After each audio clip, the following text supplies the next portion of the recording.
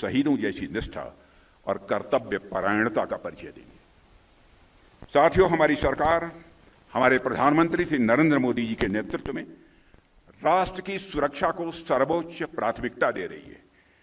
कारगिल युद्ध ने हमें सिखाया था कि हमें अपनी सीमाओं पर हर मौसम में, हर परिस्थिति में हमेशा सजग रहना होगा और इसलिए हमने न केवल अपनी सीमाओं पर बुनियादी ढांचे को ही मजबूत किया है, बल्कि अपनी सैन्य ताकत को भी समय के अनुसार जितना आधुनिकतम बना सकते थे बनाया है और इसे और आधुनिकतम बनाने का सिलसिला आगे भी ये जारी रहेगा। चाहे वह श्रद्धेय अटल बिहारी जी वाजपेयी के समय शुरू की गई स्ट्रेटेजिक रोड प्रोजेक्ट्स की बात हो या आज सीमाओं पर बन रहे टनल्स और ब्रिजेज की, हमने हर वो काम किया है जो हमारे जवानों की ऑपरेशनल इफिशिएंसी को वो बढ़ा रहा है। आज हम न केवल जमीन पर बल्कि स्पेस और साइबर डोमेन में भी उतने ही सक्षम हैं। आत्मनिर्भर भारत के तहत साथियों, हम रक्षा उत्पादन में आत्मनिर्भरता की ओर तेजी से आगे बढ़ रहे हैं। साथियों, चूंकि मैं कारगिल में हूं तो मुझे इसी संदर्भ में परमवीर चक्र विजेता लेफ्टिनेंट मनोज कुमार पांडे की पंक्तियां याद आ रही हैं।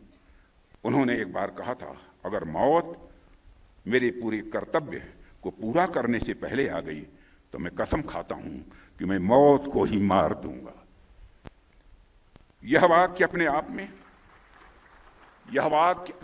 में यह दिखाता है कि हमारे सैनिक अपने कर्तव्य के सामने मौत को भी कुछ नहीं समझते।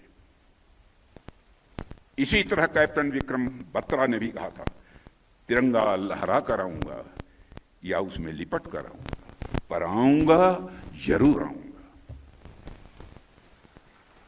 साथियों, लोग मुसीबतों से बचते हैं, परेशानियों से लोग भागते हैं, किसी भी खतरे से जल्द बाहर निकलना चाहते हैं, लेकिन कैप्टन विक्रम बत्रा ने एक चोटी पर कब्जा करने के बाद कहा था, ये दिल मांगे मोर,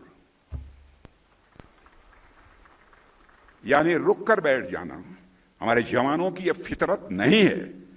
सारी दुनिया को यह समझ लेना चाहिए, हमारे पड़ोसी को भी समझ लेना चाहिए। और आज यही भावना हमारी रक्षा नीति में भी पूरी तरह से स्पष्ट रूप से दिखती।